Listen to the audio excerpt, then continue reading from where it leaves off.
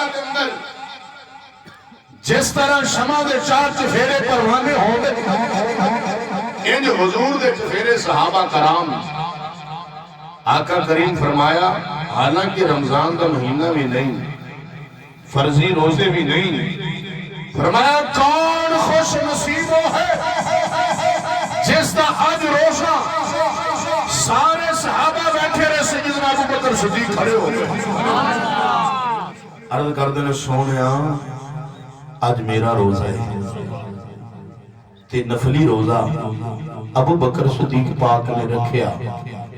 پھر آقا کریم صلی اللہ علیہ وسلم دے غلام صدیق اکبر بیٹھ گئے آقا کریم علیہ السلام نے فرمایا من کاما اطعام اليوم مسکینا فرمایا تو اڈے اندر کون ہے جنہیں آج مسکین نو کھانا آیا ہوئے سارے صحابہ بیٹھے رہے ابو بکر صدیق پاک اٹھ کے کھڑے ہوئے کھڑے ہو کے عرض کر دینے سونیا فدا کا بھی امی یا رسول اللہ میں آج مسکین نو کھانا بھی کھلایا روزہ بھی رکھے آوے آؤ سنو نبیاں دے تاجدار دے غلام حضور امام الانبیاء علیہ السلام نے تھوڑی دیر بعد پھر فرمایا من آد اليوم ملکم مریضا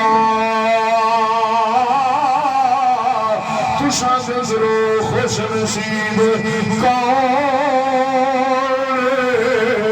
جنہیں کسے مریض بیمار دی عادت کیتی ہوئے